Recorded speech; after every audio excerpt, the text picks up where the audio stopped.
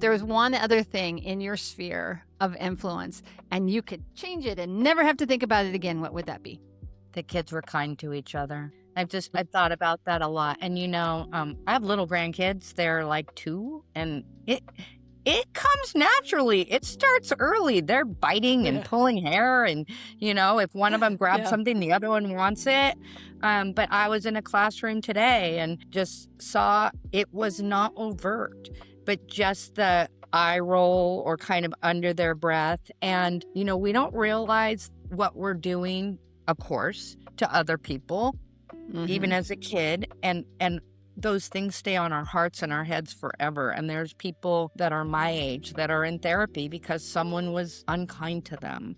And I wish, like, I don't care that everyone's friends. I don't care that, everyone gets along in every situation, but I wish that they could be kind. Hello, everyone, and welcome to the Brighter Together podcast. My name is Janet Courtney, and my special guest today is Michelle Stewart.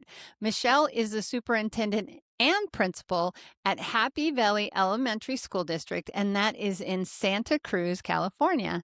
Michelle, it's great to finally have you on the show. Thank you. Happy to be here. We had a few glitches, and so we kept postponing, but today's the perfect day.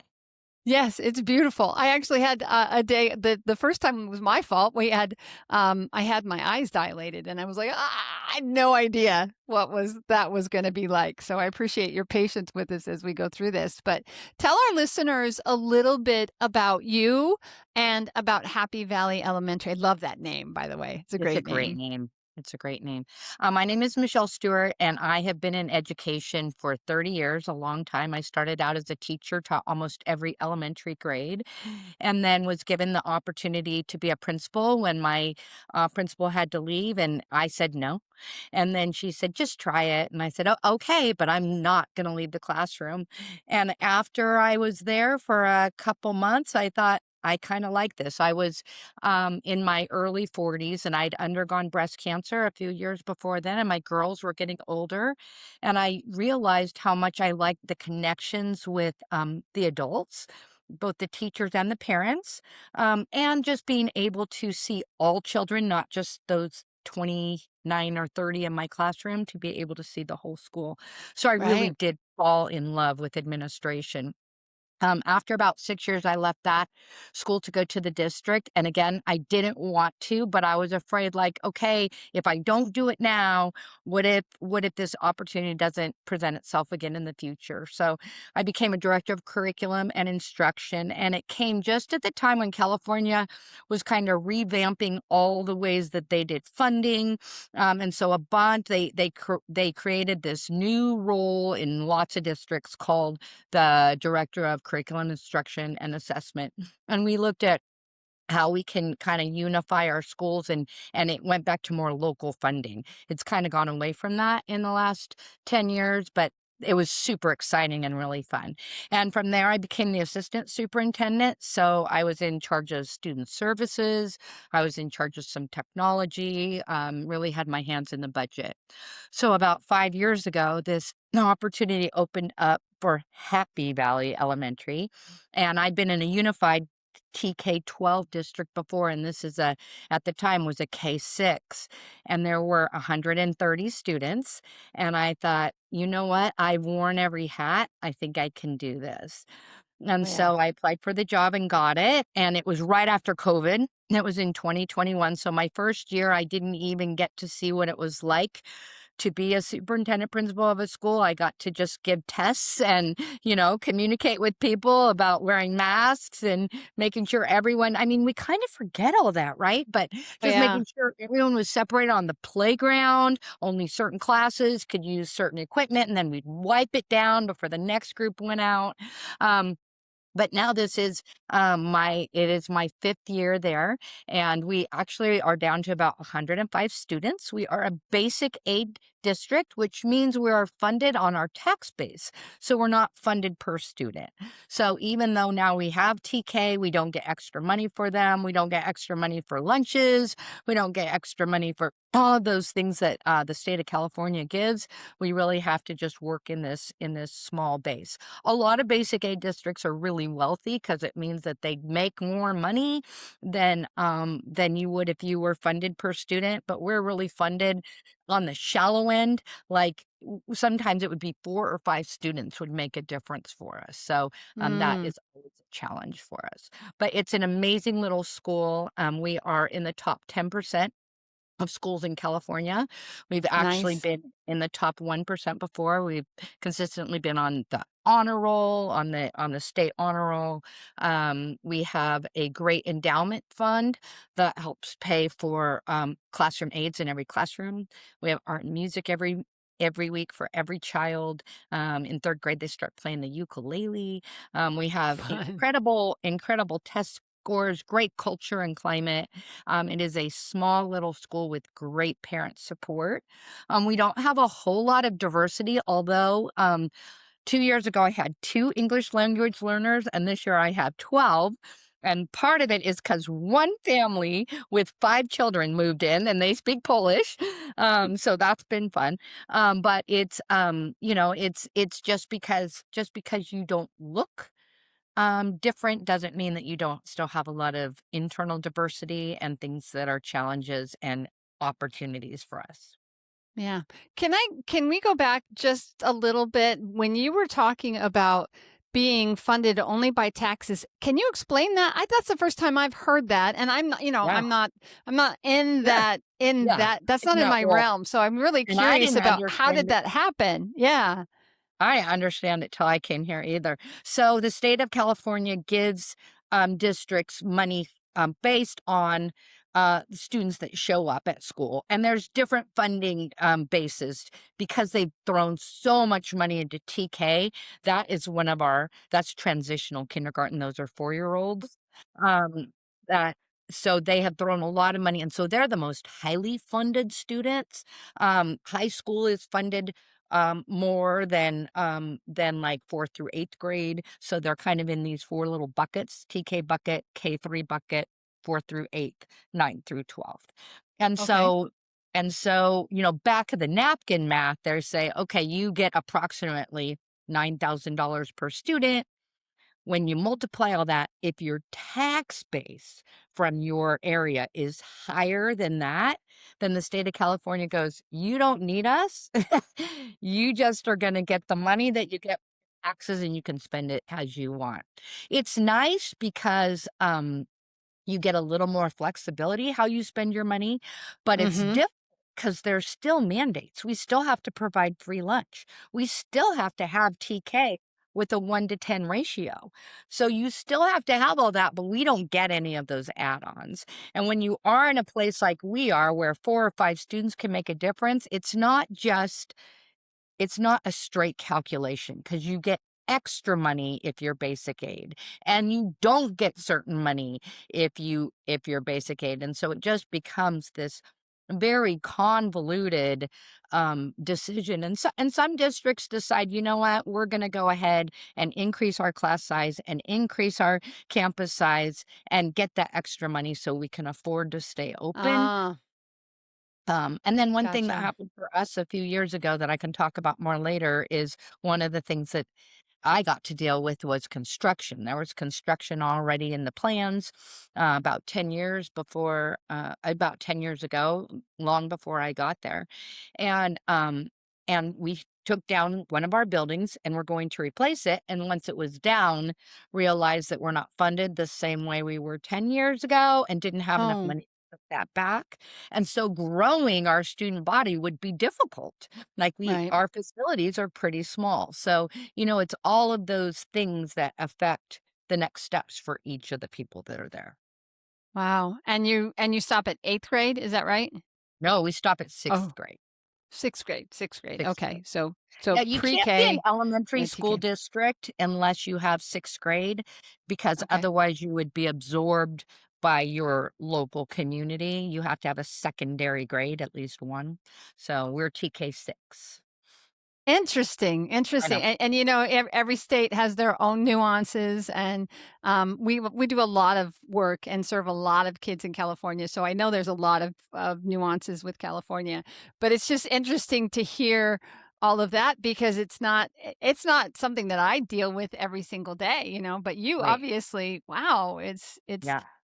and is it a decision that you as a school and as your board makes, or is it something that the state says, "No, no, no, no, no, you can't change that?" The state says you are basic aid or you are Okay. it's called ADA funded. Some people say it's LCFF, which is local control funding formula. ADA is your average daily attendance. Either way, Okay. it's getting money per student or getting money from the taxes.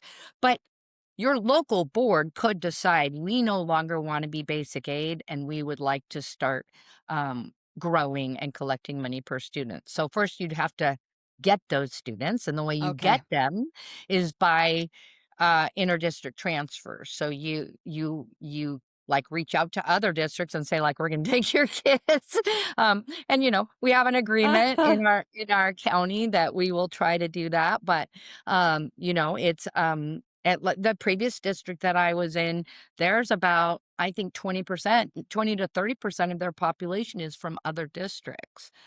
So Yeah, and there's money that moves around and is sent to does this one and sent to Yep. I don't know how you guys keep all of that straight, Yeah, I'll be honest. it I've heard is. some of that and I'm like, "Oh my Yeah, goodness, I had it's no idea." So, crazy. yeah, Especially the yeah. small district, it gets a little bit crazier, but Yeah. Yeah. So tell us a little bit more about like Happy Valley. Like what kinds of things do you say make it different from some of the other schools?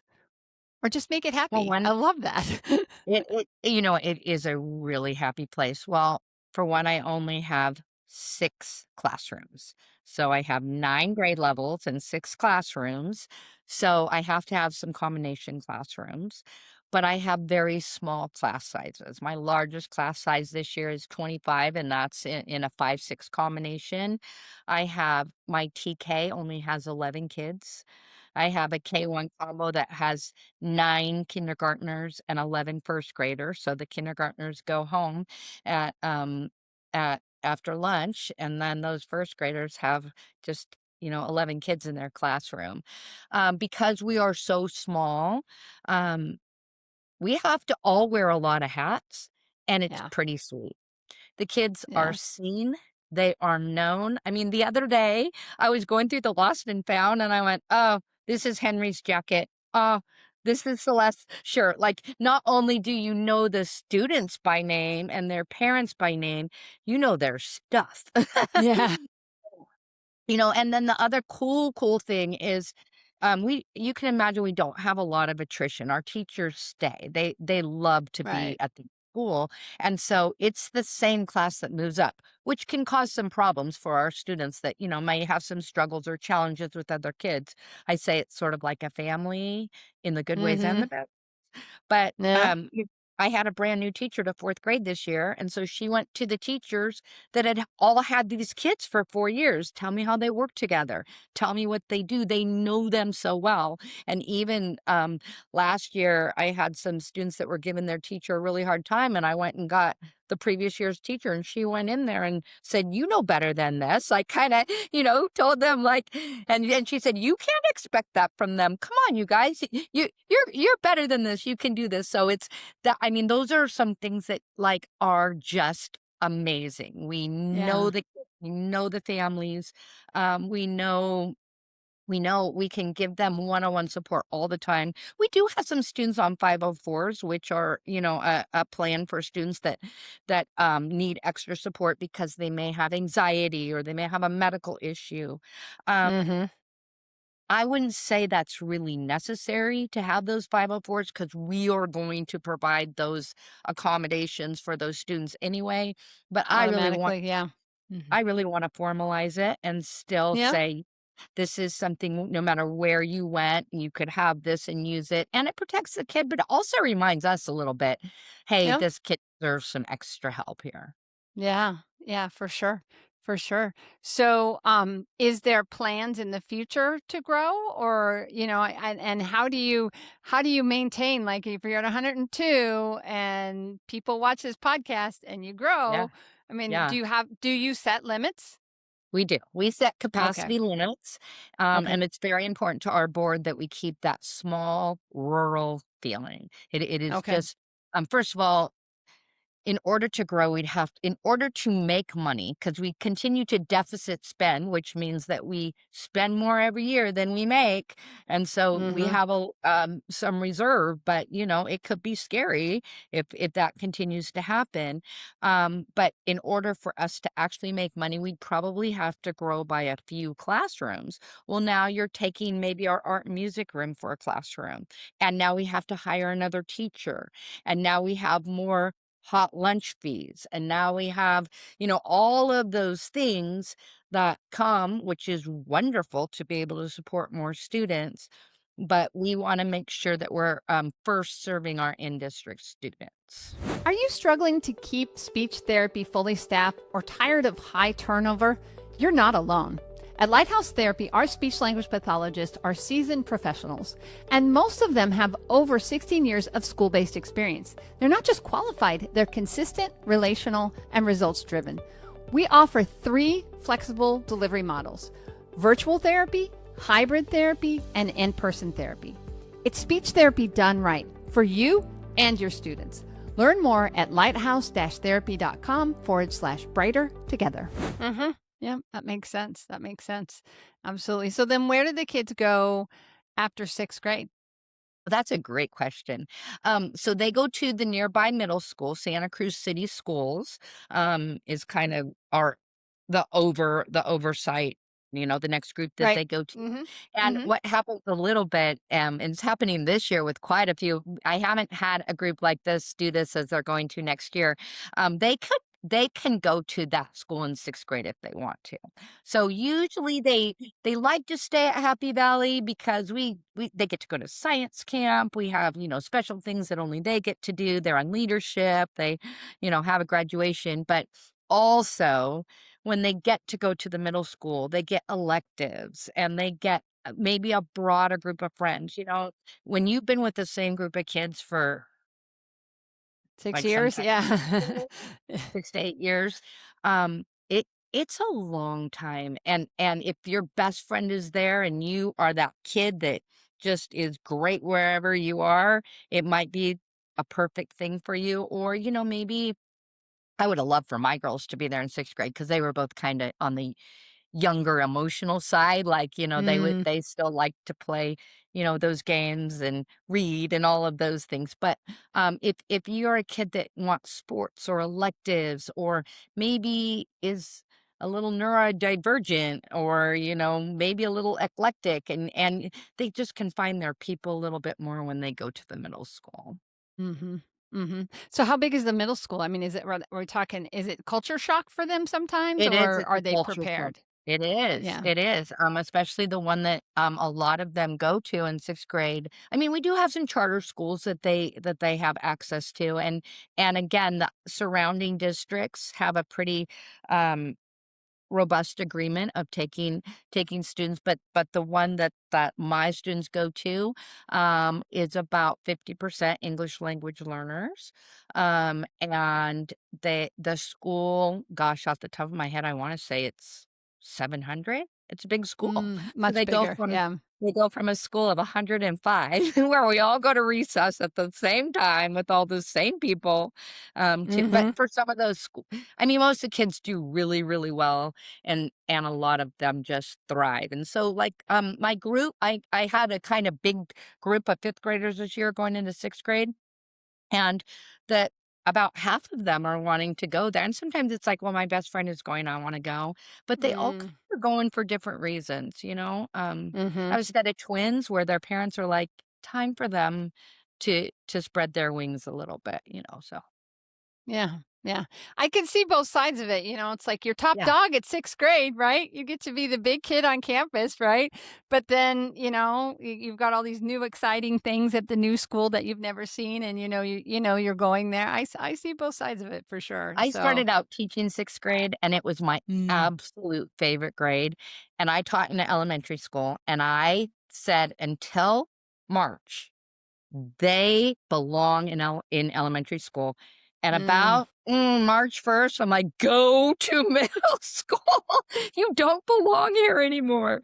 So, you know, Like, I know that you're gonna ask me, like, if I could change something, I have a different answer, Yeah. but if I could change an answer in the education system, I would say you could be in elementary school until January, and then you get to go And to then go middle to middle school. school mid-year, That's mid-year. probably how people feel It's about 8th interesting. grade too. I wrote a blog years ago now because Lighthouse has been since July of 2018, so we're almost 8 years old. I can't even believe it when I say Wow. that. But Yeah. one I remember one Halloween, I wrote an article and it was a blog on middle schoolers and how you engage middle schoolers and the title of the blog, if I'm correct, was something like help my middle school children or students have turned into monsters, Yeah. kind of going with that Yeah. Halloween theme. But Yeah. how you engage them and how you get them excited about therapy and Yeah. what works and what doesn't. And I'm blessed to be really good at what I do. But still, every single age has its challenge, but those middle schoolers, they are a breed all to They are. themselves, all My to husband used to themselves. teach middle school, and he said they're people they've never been before and they'll never be again. But Mhm. the other thing was when I Very taught 6th good. grade, I was Yeah. young. I was not old enough to be their mother, and I remember I had a parent-teacher conference, and the little boy that was such a goofball in class crawled on his mom's lap, and I thought, "Oh, you're still a baby." And once, now I have grandchildren, but once I have my own children, then and that's part of the reason why I loved being a principal, because I could let parents know, like, "I love your goofy 11-year-old kid, and I still know that you see them as that little 2-year-old toddler, or, Right. that Yeah. 5-year-old kindergartner, like, you still see their heart and that they're still a kid. They're still a Yeah. little kid." Yeah. And that's always the thing that, it's like I want to be an adult, but I'm still a little kid, but then I Right. don't want to be a little kid, so I act like Yeah. I act out. Yeah. Yeah, it's such a and it's one of those things where it's like there's a lot of firsts and a lot of lasts Yeah. in that You're age. right. The last time they're going to sit on your lap, right? The Yeah. last time they're going to run up and hug you in public and all of those things that you don't even think about. There's a last to everything, right? Yeah. Yeah, and you don't know when it's gonna happen, you really don't, so, I always Treasure tell it. anytime treasure it, And that's what I exactly, always treasure it. say at graduation. I say, "'Kay, you're going to 7th grade, don't blink." Because, all of Yeah. a sudden, they're in college, like, and it Mhm. it really is, like, Yeah. and sometimes I know sometimes parents are like, "I'm trying to blink, come on, keep going."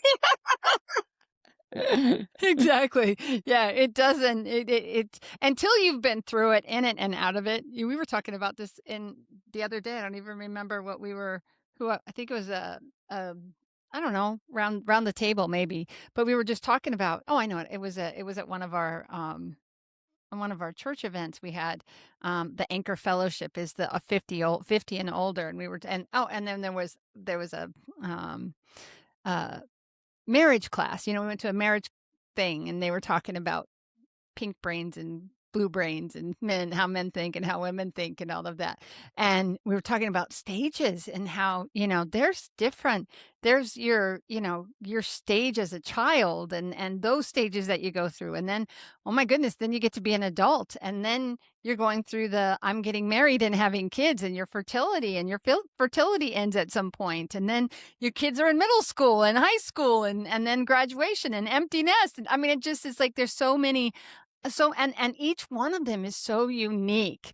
I learned at a fairly decent age. I wish I'd have learned a little bit younger, but I started learning to savor it when they were in elementary school and just going, I'm only going to get them for so long and Right. then they're gonna be gone. And fortunately for me, they work for me, so, I get to see them a lot.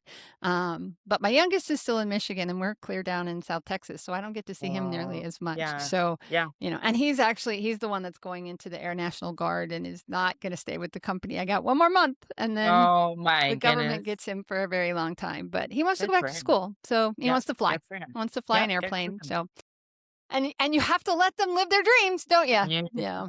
You do. So You do. awesome. But So, even, like you were talking about, like, that uniqueness, that's one cool thing about being an elementary school principal, because you do get mhm, to, just savor each one of those ages and yeah. each one of those kinda developmental milestones and who they are. Yeah, you make such a lasting impact on their lives. And that's the thing. Sometimes even teachers, we don't always remember or realize the impact that we're having because we're doing it day in and day out and jogging along, trying to make sure we get everything done. And but boy, it's the amount of influence that we have as teachers and the amount of shaping, I think the only person that does more is the parent, right? I So, agree with you. yeah. Okay, so I'm gonna ask you that question. So, you've got an amazing group, you absolutely do. But if there was one thing, and you can't choose money. You can't choose money, but if there was one other thing in your sphere of influence and you could change it and never have to think about it again, what would that be? The kids were kind to each other. Mm, I've thought about that a lot, and, I have little grandkids, they're, like, 2, and it comes naturally, it starts early, they're biting and yeah, pulling hair, and, if one of them grabs yeah. something, the other one wants it, but I was in a classroom today and, just saw it was not overt, but just the eye roll or kind of under their breath, and, um, we don't realize what we're doing, of course, to other people, even Mhm. as a kid, and those things stay on our hearts and our heads forever, and there's people that are my age that are in therapy because someone was unkind to them, and, I wish, like, I don't care that everyone's friends, I don't care that, everyone gets along in every situation, but I wish that they could be kind. If I could just have a magic wand and say, Yeah. like, and one of the teachers today said, "I'm gonna tell you who your partner is, and don't forget when I tell you that everyone can see your face." And I thought that was such a great thing to say before she told them the partners because, they Yeah. even just the little eye rollers or the like blowing out your breath or Mhm. being upset. But I do wish, and that's probably a wish for the world, but I do wish Sure. that I could find a way to help students at my school be kinder to each other. Yeah, that's a great one. It is a great one because it matters. And one of the things that I also learned fairly young is how to forgive. Because forgiveness isn't about the person that you're forgiving. It's about you releasing that and giving that away and saying because the bitterness and the anger and the frustration that you carry with you, that person may never not even remember you, and that's horrible to say. You've got Right. all this angst about somebody and they don't even remember you. It's not them that is harming you anymore. It's stuff that you're doing to yourself by holding on to it. So learning how to forgive, not for anybody else, but just for yourself, is such a great tool to just be able to say, you know what, I just don't need to carry that anymore. So That's a big yeah, thing when I'm disciplining even the little ones is, they get into this, "I'm sorry, it's okay." And and I tell them, "You don't have to say it's okay. It's not okay that they yeah, punched you in the stomach or that they called you a name or said that they didn't like your hair." But you can say, "I forgive you for saying that," or "Thank you for apologizing." And then I think then maybe we don't carry it the same way. Like, you know what? It wasn't okay that he said that to me or he did that to me, but I'm not gonna let it define me or how I feel maybe right. about that person moving forward. Yeah. And forgiveness does not mean that you have to stay in that situation. If you're in an abusive situation, you do not. There is no forgiveness that you have to stay where you have to continue to physically endure abuse or any of those things, but Did being you see my able to. face? The problem is when you're in a small school and you're in the same class and there's not another room to go to and there's not another playground, sometimes that is why people choose to say, "I'm gonna send my kid to a different school," not because everyone's awful, but just because for their child's emotional safety, they don't need to stay with that Yeah. situation anymore. Absolutely, 1000%. And that's the beauty of education that you can, and as a parent, you can choose. You That's can right. choose where you want your kids to go. It That's right. doesn't, you don't have it. And having that flexibility is I know there are some states and some places where you're kind of stuck, but there's lots of choices if you There are choose, if you greats. can, but ultimately, they're your kids. God gave them to you. They didn't give them to us, right? So, Right. so parents That's out there, you got to decide what's best for your yeah. children, right? Yep. So, Yep. And all right. encourage. Well, Michelle, Thank you, it's been Janet. fantastic. Tell people where they can find Happy Valley Okay. Elementary School. Happy Valley is in Santa Cruz, California. If you've ever heard of the Mystery Spot, which if you come to the Bay Area, you probably heard of it. It is a unique little weird mystery place, and we're not too far from the Mystery Spot. We're about 5 minutes from the beach. You would have to look for us to find us. We're very rural. There's no stores or gas stations around, but we are a sweet school, and I'm so Do you guys have thankful a that you. website? Do you We have a do have a website? website. Okay. Mhm. Give our listeners your website if you don't It mind. is, www.hvesd, that stands for Happy Valley Elementary School District.com. Awesome. Awesome. Great. Well, thank you so much for Again, being on Brighter Together, Michelle. thank you for It having has me. been an absolute pleasure. The feelings are mutual. Great.